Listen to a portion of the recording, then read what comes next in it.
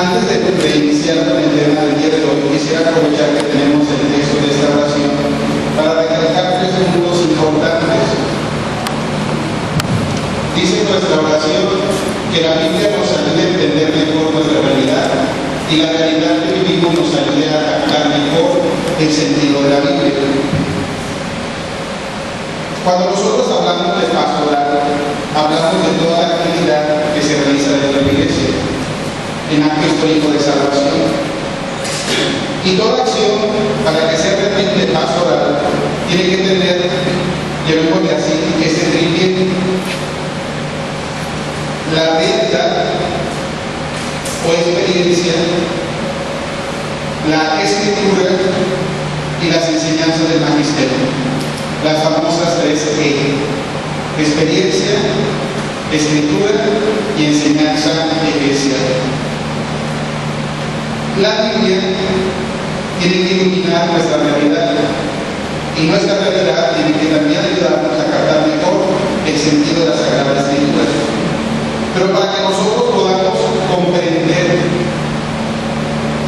toda la enseñanza que se encuentra en el texto, pues nos auxiliamos del magisterio de la Iglesia, de los comentarios que hay de los textos bíblicos, para poder obtener la mayor riqueza de estos textos. Dice también: pero no permitas que manipulemos la palabra, haciendo decir lo que tú no quieres decir.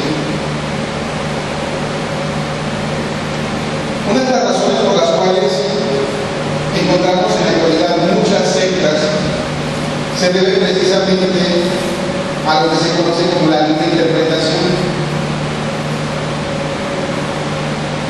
Como cada quien interpreta la Biblia a su manera, y desafortunadamente muchas veces a su conveniencia, eso ha hecho que le hemos hecho decir a la Sagrada Escritura cosas que no dicen la verdad. A veces también nosotros podemos estar en el riesgo de querer manipular la palabra para que diga lo que nosotros queremos decir. No falta algún integrante de algún grupo, movimiento o comunidad que quiera, no sé, llamar la atención sobre algo, pegarles una enjabonada del grupo, o tenga una propuesta muy personal que quiere llevar a cabo. ¿Y qué es lo que hace? Se lleva su Biblia y llega y la Biblia dice, y acomoda la palabra de Dios para respaldar su propuesta. Podemos nosotros correr el riesgo de manipular la Sagrada Escritura. Más adelante vamos a escuchar un concepto, ¿no? El concepto de la espada. Ahí vamos a retomar esto sobre el riesgo, ¿no?, de querer manipular la palabra de Dios. Otro aspecto también importante dice: ayúdanos a crear en nuestras comunidades ambientes de apertura y de diálogo fraterno sobre tu palabra, dentro de la historia de nuestra comunidad, de nuestro pueblo y de nuestra iglesia. Nosotros podemos leer la Biblia, en particular en nuestra casa, como parte de nuestra oración personal. Pero la Biblia también es para leerse en comunidad. Y también lo vamos a ver ahorita en los aspectos que se nos proponen para fomentar la espiritualidad sacerdotal, que leamos y comentemos la Biblia en grupo, que podamos ensayar las lecturas pero en grupo, porque sabemos que donde dos o más se reúnen en nombre de Jesús, el Señor se representa. Entonces ahí donde se reúne la iglesia, el Espíritu se manifiesta. Entonces es muy importante también este aspecto comunitario de la palabra de Dios. Vamos a empezar nuestro tema segundo de este curso, que se titula así: la espiritualidad del lector. Pero vamos a comenzar el día de hoy con la tarea que les dejé ayer. El texto de los discípulos de Maús. La tarea era leer este texto. Quiero que el uno, bueno, fragmento vaya apareciendo. Lucas 24, de 13 a 35.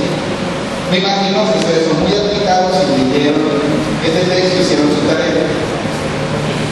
Muy bien. Vamos a hacer de que ejercicio a partir de este texto. Ya lo leyeron. Vamos a comparar la narración de este pasaje con la celebración eucarística, con la misa. ¿Qué cosas encontramos en común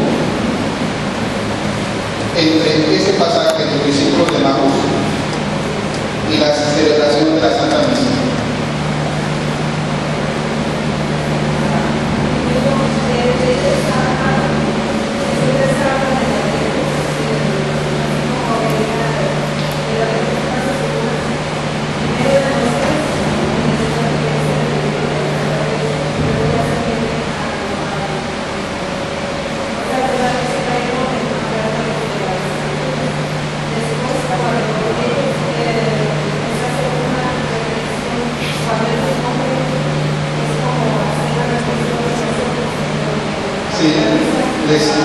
Les cita los textos de las Escrituras de los Espíritus.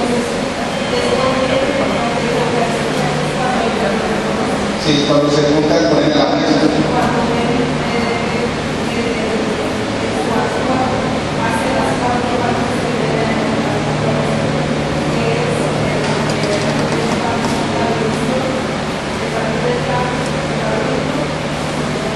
Y compartirlo.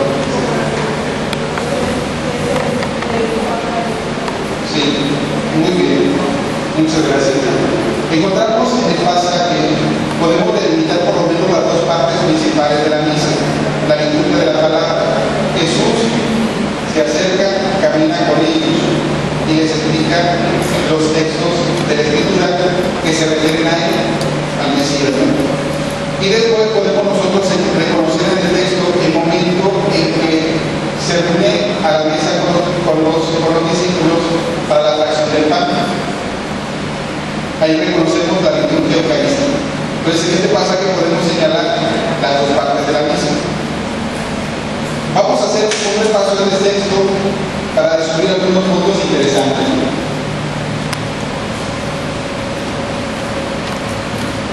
El mismo día de la resurrección iban dos de los discípulos hacia un pueblo llamado Maús, situado a unos 11 kilómetros de Jerusalén, y comentaban todo lo que había sucedido. Mientras conversaban y discutían, Jesús se les acercó y comenzó a caminar con ellos. Pero los ojos de los discípulos estaban velados y no lo reconocieron. Él les preguntó: ¿de qué cosas vienen hablando tan llenos de tristeza? Vamos a hacer una pausa en la lectura del texto para situarnos en algunos puntos interesantes. Geográficamente, ¿de dónde salen y a dónde van estos discípulos? Salen de Jerusalén y se dirigen a su pueblo de Maús, a 11 kilómetros. Cuando nosotros queremos entender a profundidad los hechos de la Sagrada Escritura, tenemos que indagar en aspectos no solamente literarios, géneros y literarios, sino también en ocasiones es interesante recurrir a la geografía para entender mejor los textos.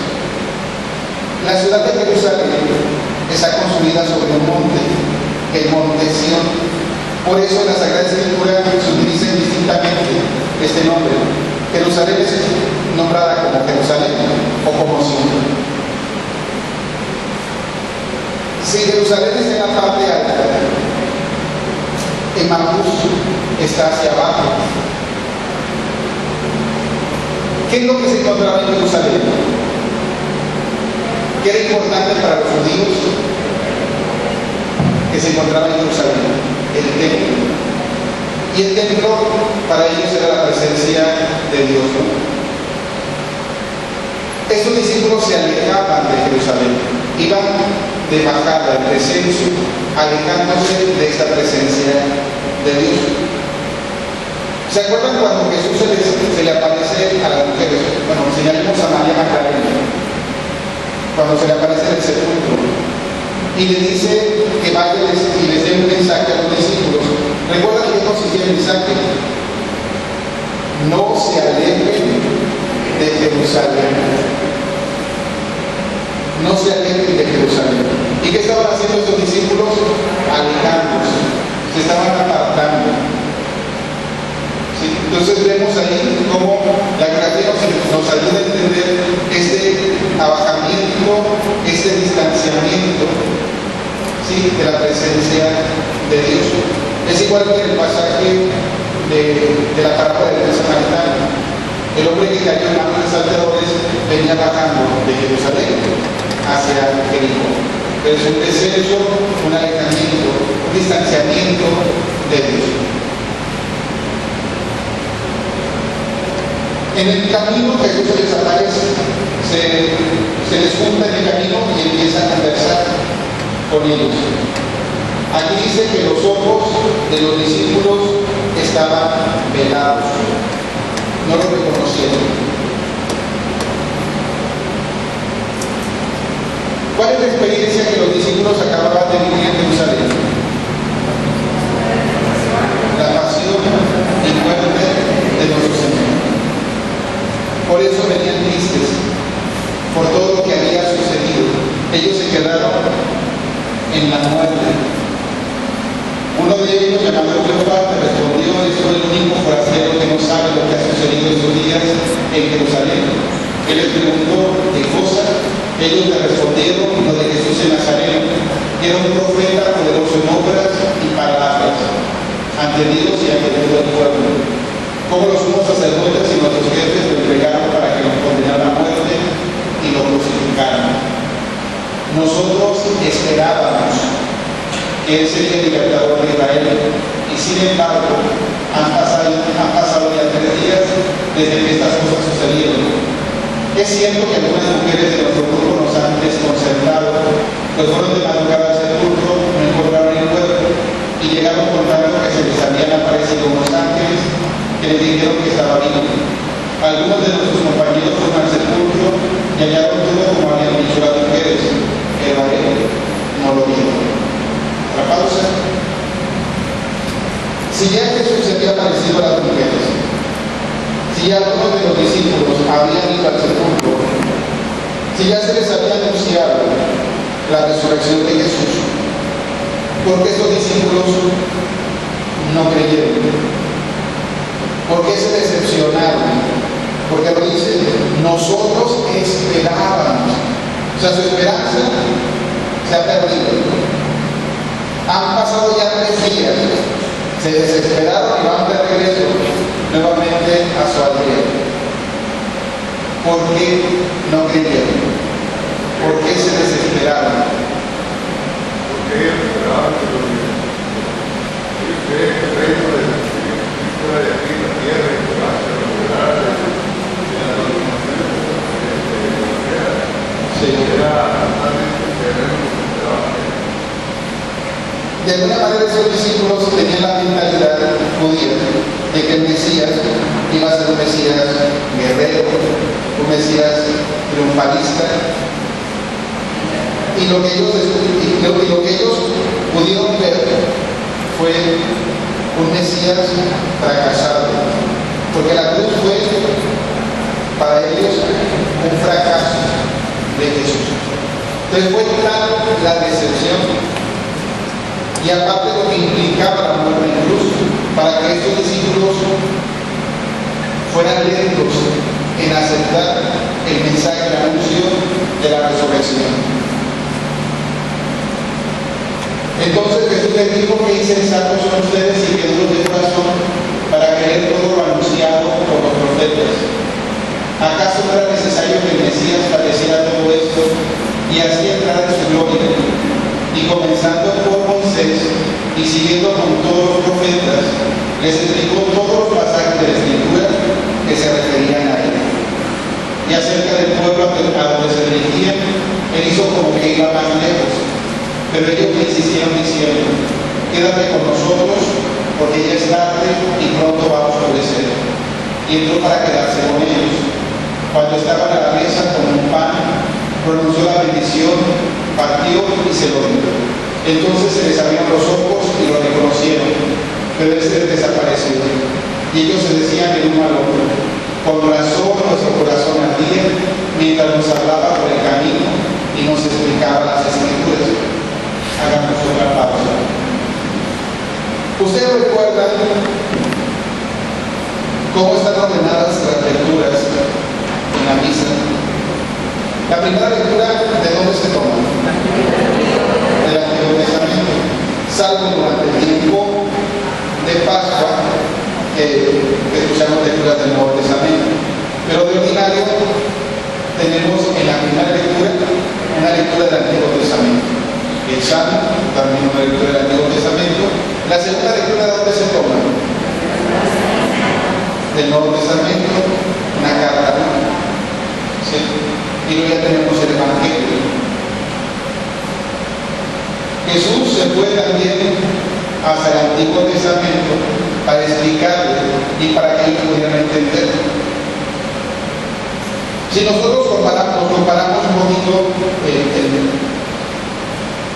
el acercamiento que tenemos a la Sagrada Escritura, nos vamos a dar cuenta que nuestros hermanos separados están más anclados en el Antiguo Testamento, se mueven más en el Antiguo Testamento. Nosotros nos movemos más en el Nuevo Testamento, frecuentamos más los Evangelios, las cartas de Pablo, las cartas católicas. Es lo que más nos acercamos. Pero la liturgia de la palabra, de la celebración eucarística, nos enseña que para poder entender a profundidad los textos del Nuevo Testamento necesitamos irnos hacia atrás. Por eso también tenemos en la misa las lecturas del Antiguo Testamento. No nos quedamos nada más con el Nuevo. ¿Sí? Y las lecturas están acomodadas de tal manera que en 3 años, que vamos a misa todos los días, tenemos la panorámica general del contenido de la Sagrada Escritura. Entonces, todas las lecturas están ordenadas de tal manera que podamos tener esta panorámica de toda la Biblia. Entonces es importante eso, ¿no? Jesús les explicó, su corazón empezó a arder, y cuando Jesús hizo la pinta de que se iba a pasar de largo, surgió en ellos ese deseo de que aquel extraño forastero que les había explicado las Escrituras se quedara con ellos.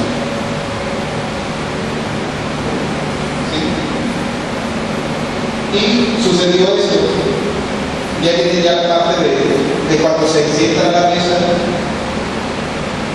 y se hace y Jesús toma el pan, le pronuncia la bendición, lo parte, se lo da, y en ese momento lo reconoce. Viene esta pregunta: ¿qué hubiera pasado si Jesús no les hubiera hablado y no les hubiera explicado las Sagradas Escrituras? Su corazón no hubiera ardido, no lo hubieran invitado, y el momento de la fracción del pan no se hubiera llevado a cabo. El día de ayer hablábamos de que la liturgia de la palabra y la liturgia de la Eucaristía, que son las dos partes importantes de la misa, están estrechamente unidas y están colocadas ahí por una razón. Aquí tenemos el esquema. Fíjense, ayer les decía que la palabra de Dios nos ayuda a revelar el misterio en los signos. Nosotros en la misa tenemos como signos principales el pan y el vino, las ofrendas eucarísticas que se convierten en la consagración en el cuerpo y la sangre de nuestro Señor Jesucristo. Ahora bien, esos signos revelan su misterio a la luz de la palabra. Al inicio del texto, ¿qué nos decía sobre los discípulos? No lo reconocían, porque tenían los ojos velados. La escucha de la palabra fue preparando y disponiéndolo para descubrirlo en la fracción del pan. Lo descubrieron en la fracción del pan, porque ya lo estaban descubriendo en su palabra. Qué importante es, lo decíamos ayer, que un lector haga bien su oficio, su ministerio, porque la proclamación de la palabra, tal como debe de ser, nos ayuda precisamente a esto, a que el corazón de los hermanos participan de la asamblea empiece a ver.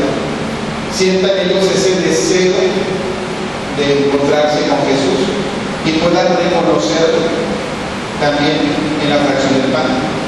Recordemos que esta frase, la fracción del pan, es el primer nombre con el cual se le conoció a la que conocemos como misa. La palabra misa vino después. En los Hechos de los Apóstoles encontramos la fracción del pan. Y nos dice en Hechos de los Apóstoles, nos hace una descripción de lo que hacían en sus reuniones. ¿Para qué se reunían los primeros cristianos? Para la enseñanza, dice, para la escucha de la palabra, para la convivencia. Sí. Entonces ahí vemos los elementos. Ya desde antiguo, desde los orígenes de la iglesia, la fracción del pan, la Eucaristía y la escucha de la palabra, la proclamación de la palabra, van estrechamente unidas. No podemos separarlas. Una nos conduce a la otra. Fíjense, ustedes como lectores introducen a la liturgia eucarística. Con la proclamación que ustedes hacen de la palabra de Dios, disponen a la asamblea a reconocer a Jesús presente en la Eucaristía.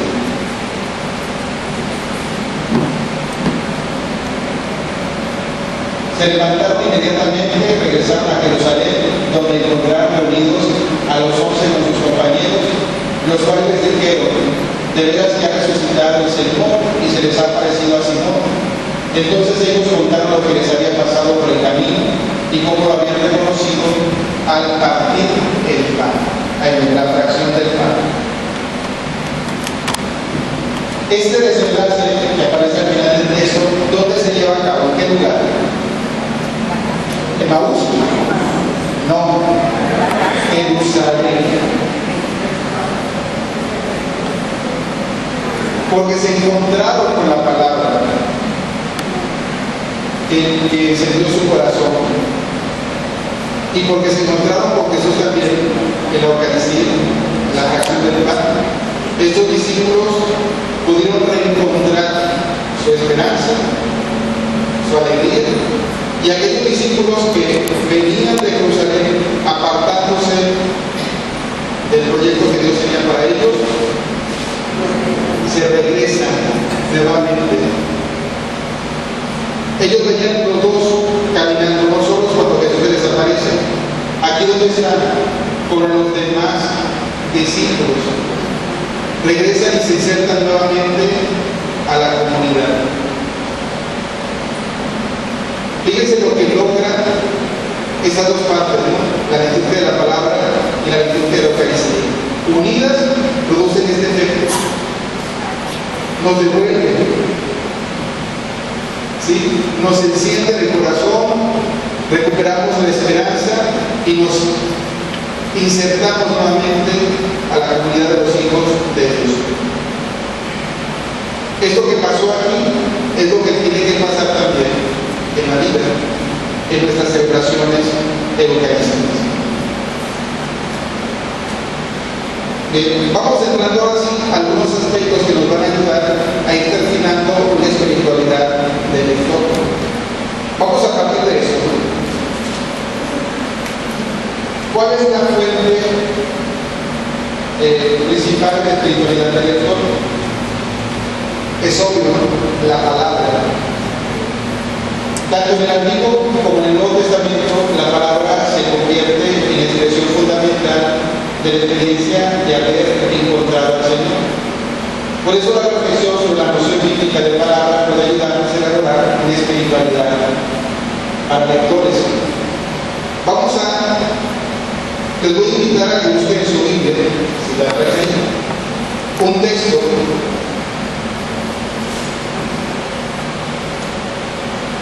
Primera de Samuel, capítulo 3.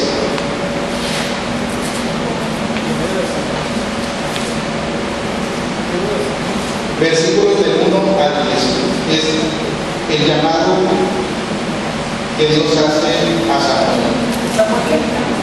Primera de Samuel 3, del 1 al 10. Primera de Samuel 3, del 1 al 10. del 1 al 10. Y voy a invitar a alguien, a nuestros lectores, que nos haga el favor de proclamar este texto. Luego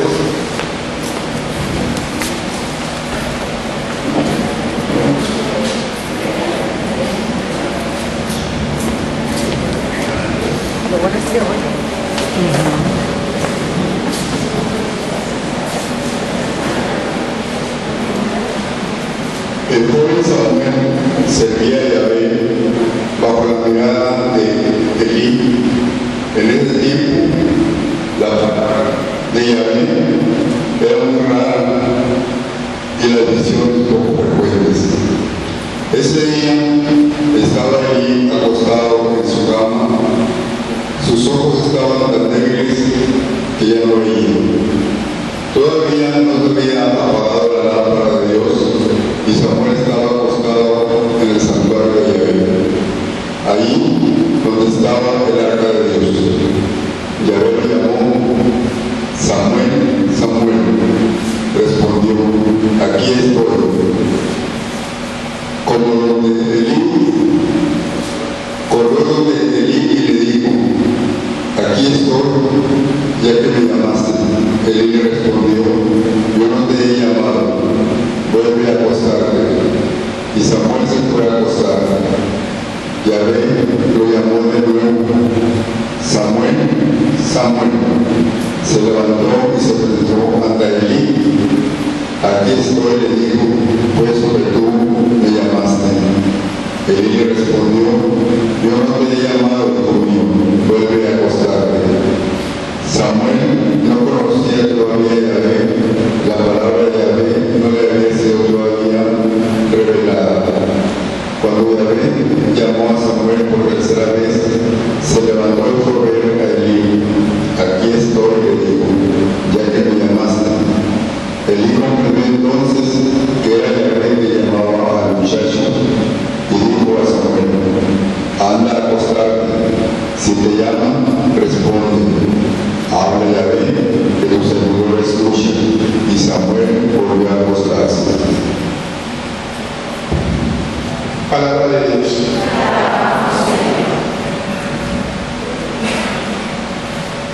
¿Por qué Samuel no reconoció al principio que era Yahvé quien lo llamaba?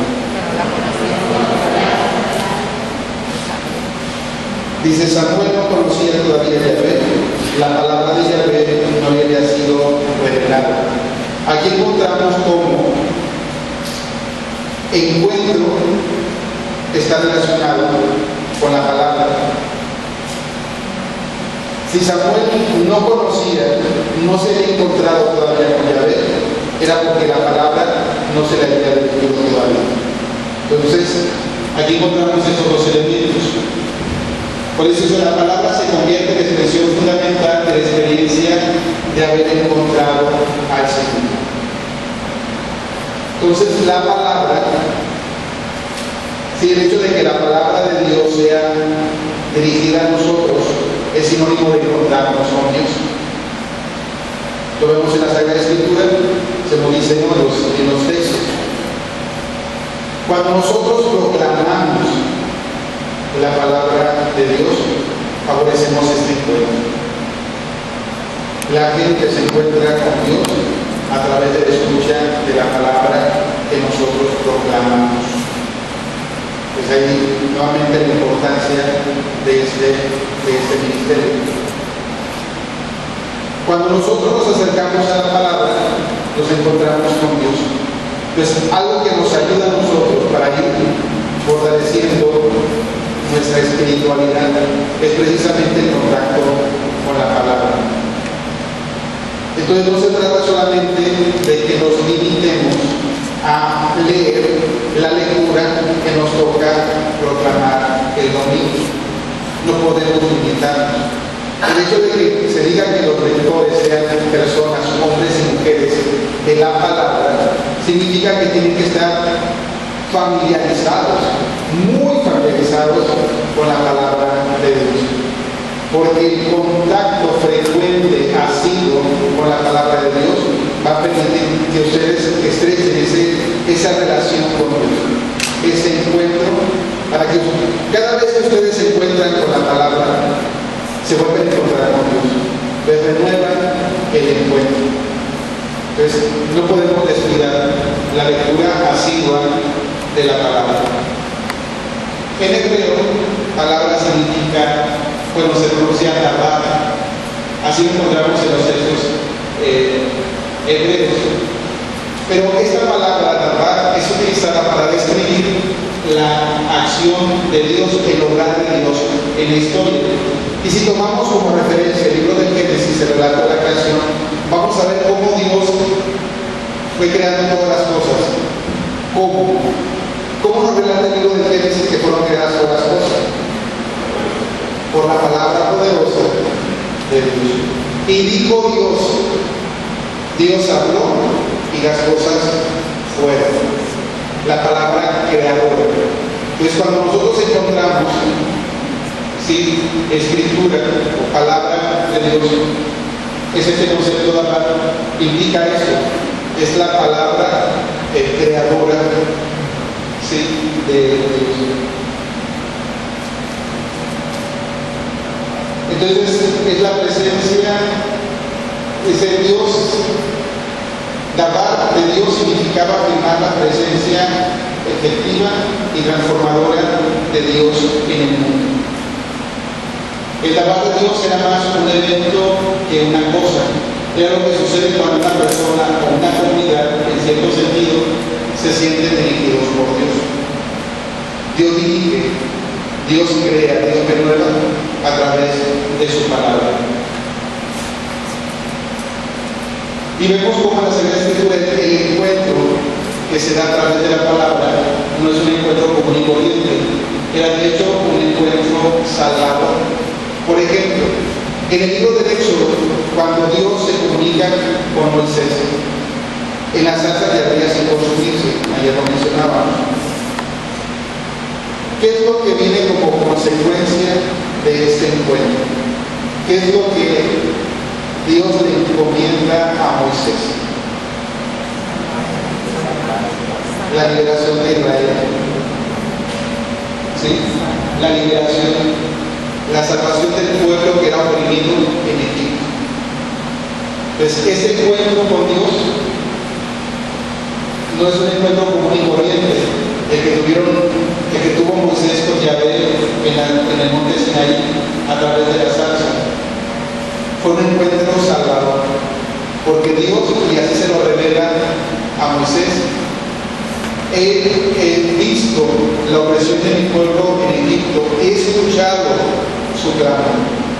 Un Dios que se hace presente en la historia de su pueblo, un Dios que habla porque Él quiere traer la salvación, la liberación a su pueblo. Dirigido por la palabra de Dios, Moisés fue invitado a quitarse las sandalias porque se encontraba en una tierra sagrada. Ayer nosotros hacíamos la comparación de que esa zarza que arde sin consumirse es para nosotros la Sagrada Escritura. Así como Dios le habló a Moisés a través de la zarza, Dios nos habla a nosotros a través de su palabra. Y así como Dios le dice a Moisés, quítate las sandalias, porque lo que estás pisando es tierra sagrada.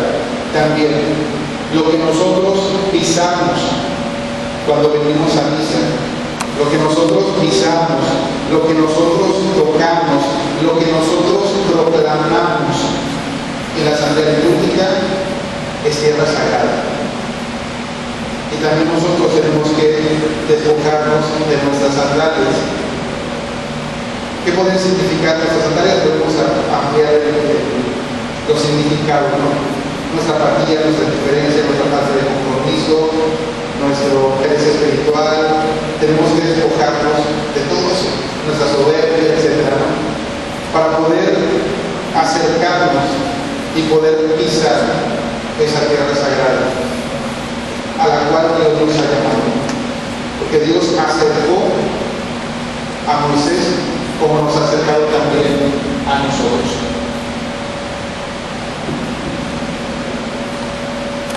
En el libro de Isaías encontramos un magnífico testimonio de la efectividad de la palabra de Dios. Es Isaías 55, de 10 al 11.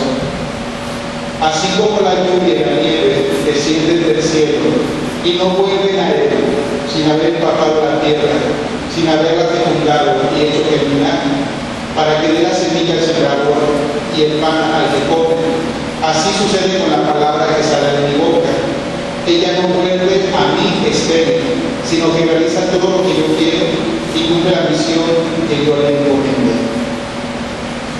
La palabra de Dios es viva y eficaz. Pues la palabra de Dios actúa, ¿sí? No es algo muerto, es algo que cobra vida cuando es proclamada. Entonces, cuando nosotros proclamamos la palabra de Dios en la asamblea, no vuelve a Dios estéril, produce su fruto.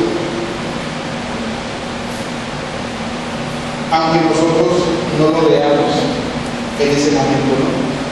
Pero Dios actúa en las personas que participan de la asamblea. Dios hace su obra en la comunidad y ha sido testigo. Como la lluvia y la nieve que desciende del cielo y no vuelven a él, del cielo y no vuelven a él sin haber empapado la tierra, sin haberla fecundado y hecho germinar. La acción de Dios a través de la proclamación de su palabra, esta palabra poderosa.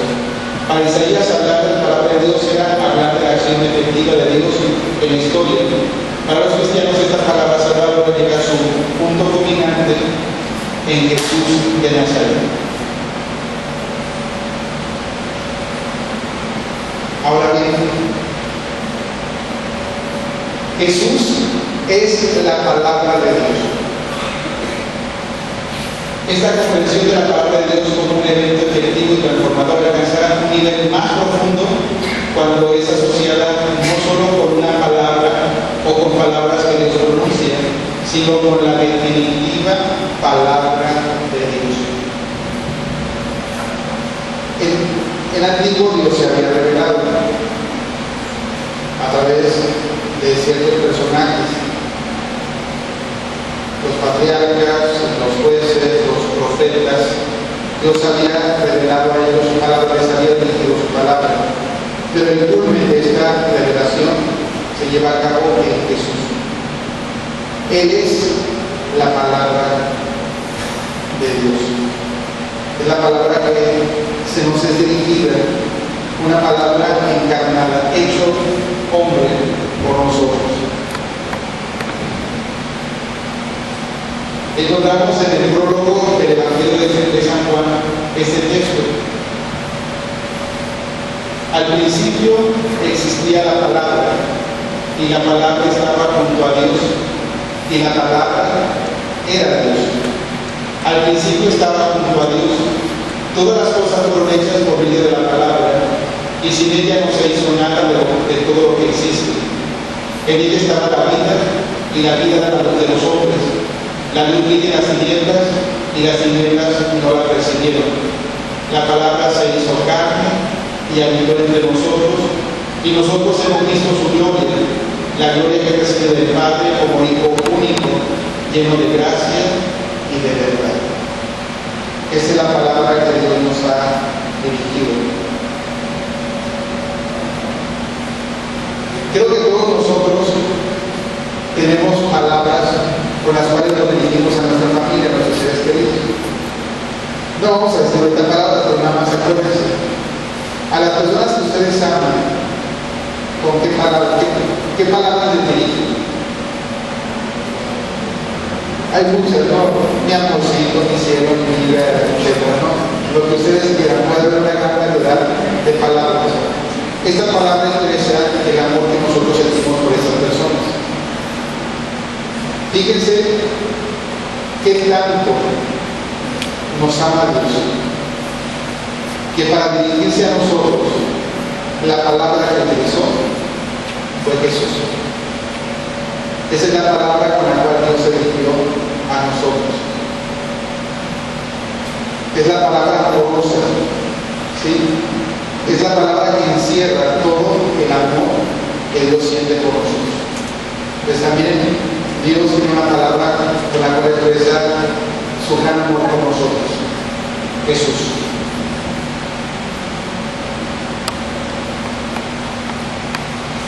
Este texto que leemos en el prólogo de San Juan expresa la convicción de que la misma palabra creadora de Dios activa en la creación y presente en la predicación de los profetas, ha entrado en nuestro mundo como uno de nosotros, en forma completa y definitiva.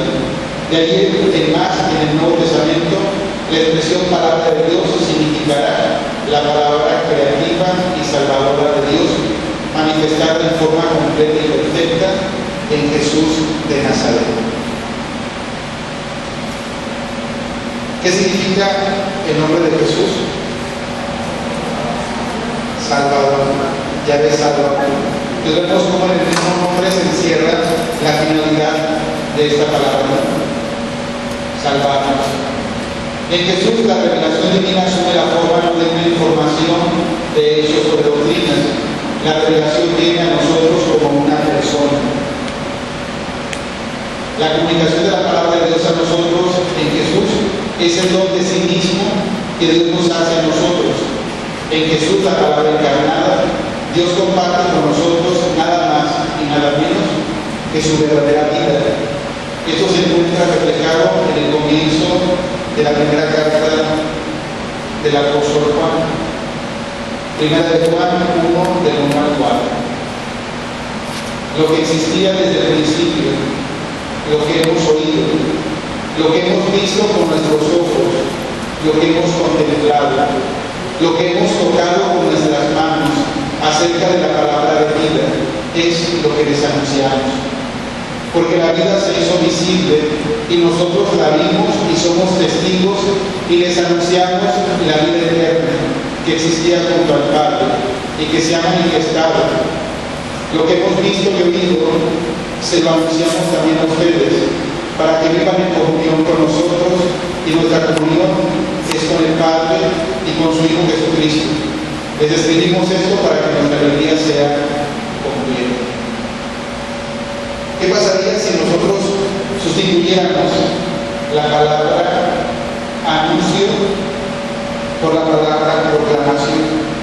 Y vamos a encontrar ahí descrita así la espiritualidad del lector. Vamos a hacerlo con otra gente. Lo que existía desde el principio, lo que hemos oído, lo que hemos visto con nuestros ojos, lo que hemos contemplado, lo que hemos tocado con nuestras manos acerca de la palabra de vida, es lo que les proclamamos. Eso es lo que hace el lector. Ahí se encierra la espiritualidad del lector. ¿Cómo? Ayer lo mencionábamos, el lector tiene que estar íntimamente familiarizado con la palabra, tiene que amar la palabra. Ayer les decía eso, el lector tiene que amar la palabra. Por eso les voy a decir que es más fácil de lo que se imagina, porque la palabra tiene rostro y tiene nombre. La palabra que ustedes tienen que amar tiene un nombre y rostro, se llama Jesús. Y este Jesús que ustedes durante su vida ordinaria tienen que encontrarse con Él, tienen que palparlo en su vida, eso es lo que la Asamblea Eucarística tiene que proclamar. Ustedes en el amor son testigos del encuentro que tienen con Jesucristo. Ustedes anuncian y proclaman la experiencia que ustedes han tenido de Dios.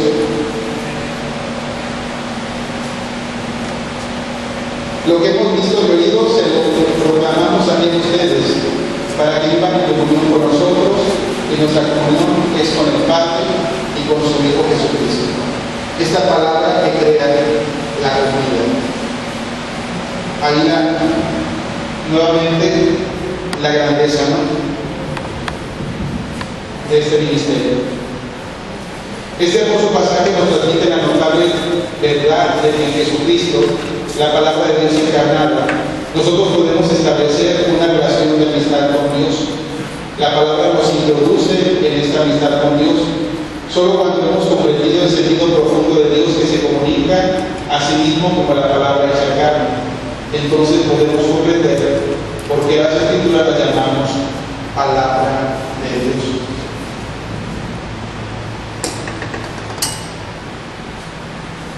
Es que importante, vuelvo a insistir porque esto es básico cuando hablamos de espiritualidad del lector, es que ustedes tengan esta íntima familiaridad con la palabra.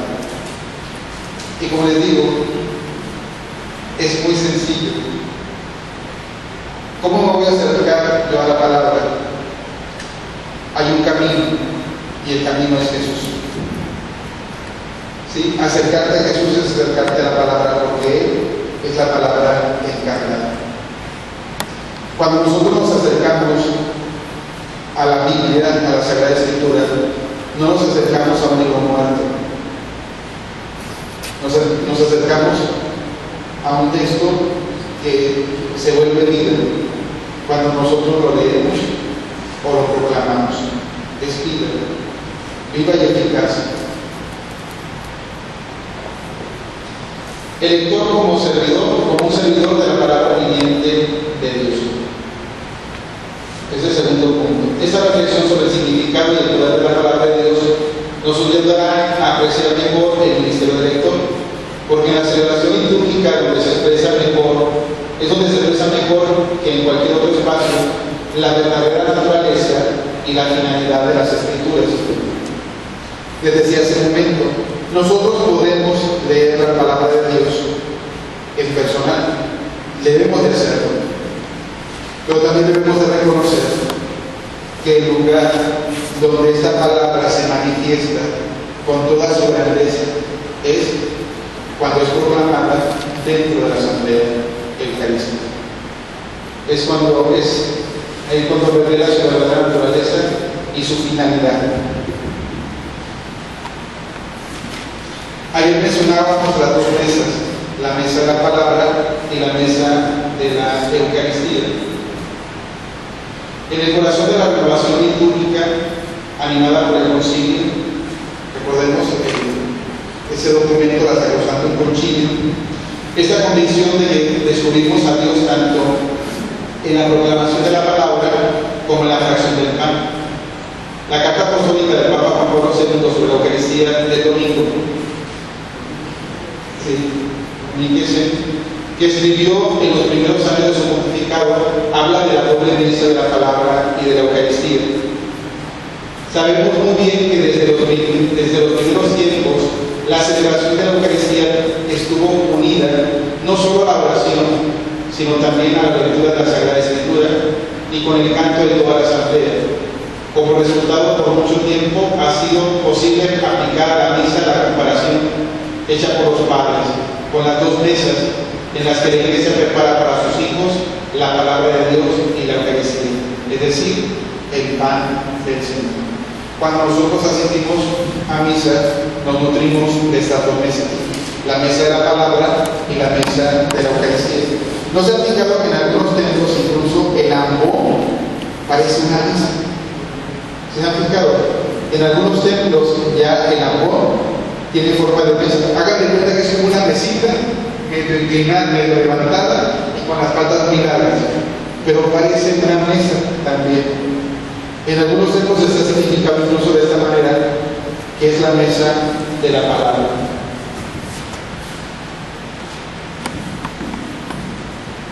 En la 10 Domini, al ofrecer otras meditaciones sobre el domingo como día del Señor, el Papa escribía: la mesa de la palabra ofrece la misma comprensión de la historia de la salvación y especialmente del misterio pascual, en el que Jesús resucitado se dio a sí mismo a sus discípulos. Es Cristo el que habla, presente en su palabra, cuando la Sagrada Escritura es leída en la Iglesia. Era lo que comentamos el día de ayer. Nosotros fácilmente reconocemos, y descubrimos la acción de Jesús en el sacerdote, ¿sí? Cuando Él realiza estas acciones salvíficas, Cristo actúa a través de Él. Pero ya comentábamos también que cuando ustedes proclaman la palabra de Dios en la asamblea litúrgica, le prestan su voz a Dios y Dios habla a través de ustedes en la asamblea litúrgica. Pues aquí lo dice también ese documento. Es Cristo el que habla, presente en su palabra. Cristo está presente en su palabra. Y cuando nosotros la proclamamos, lo presentamos ante la asamblea.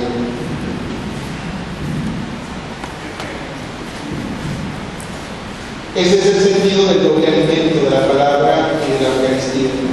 Ahora bien, si nos alimentamos de estas dos mesas, que hay aquí un aspecto muy práctico. Recuerdo que cuando estaba en el seminario nos tocó clase con el padre Rich, padre Ricardo Rodríguez, que nos ponía este ejemplo. Dice que en una ocasión una persona se acercó a él para hacerle una pregunta y le dijo: oye padre, si llego después de las lecturas, ¿me vale la misa? Y el padre Rich, como ya lo conocen: sí, te vale.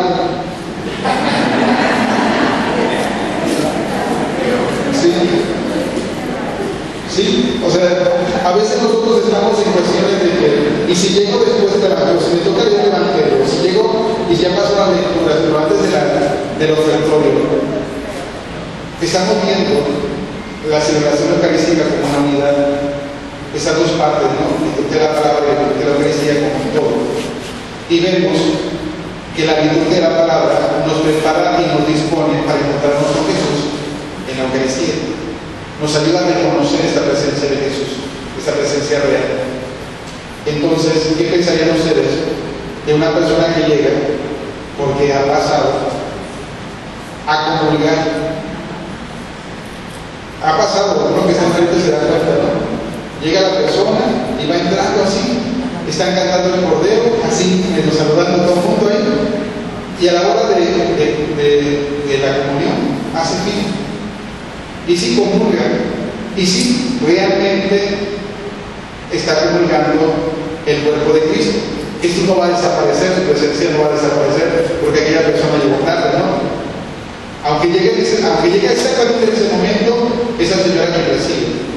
Pero nosotros podemos entender, a la luz de todo lo que hemos reflexionado, que el fruto de esa comunión no es el mismo.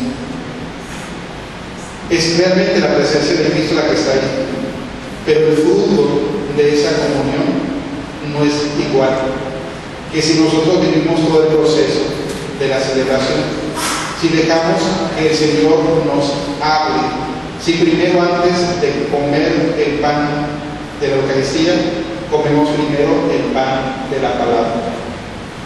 Ciertamente el mandamiento es oír misa entera los domingos. Ahí sí la Iglesia por lo menos quiere garantizar que por lo menos el domingo, que es la Pascua Dominical, nosotros podamos escuchar la celebración completa. Pero siendo honesto, y a la luz de esto, tendríamos que escuchar misa entera cada vez que venimos a la misa. Porque ya desde el principio las antífonas, las oraciones, los cantos nos van introduciendo y disponiendo nuestro corazón para ese encuentro con Jesús en la Eucaristía. Entonces, misa entera.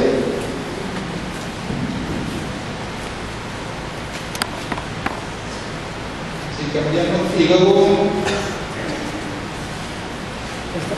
no se cambió. Ese sentido del doble alimento aquí está. La proclamación de las Escrituras. La palabra escrita se convierte en palabra proclamada. El lector es un verdadero servidor de la palabra viviente de Dios. Cuando el lector proclama la lectura, no se trata solamente de leer palabras escritas en un papel. El lector está proclamando una palabra viviente. Al proclamar fielmente las Escrituras, no has proclamado un mero conjunto de palabras escritas en un papel, sino la palabra viviente de Dios. A través de la proclamación de las lecturas bíblicas es Cristo, la palabra viviente de Dios, el que es proclamado a la comunidad. Si Cristo es la palabra de Dios, si Cristo es la palabra encarnada, cuando nosotros proclamamos la palabra de Dios en la asamblea eucarística es a Cristo, a quien estamos proclamando. Cuando la Biblia es proclamada realmente con convicción, esta proclamación puede infundir gratitud en los corazones, invitar a los pecadores a la conversión, consolar a los desesperados y animar a los que se sienten débiles.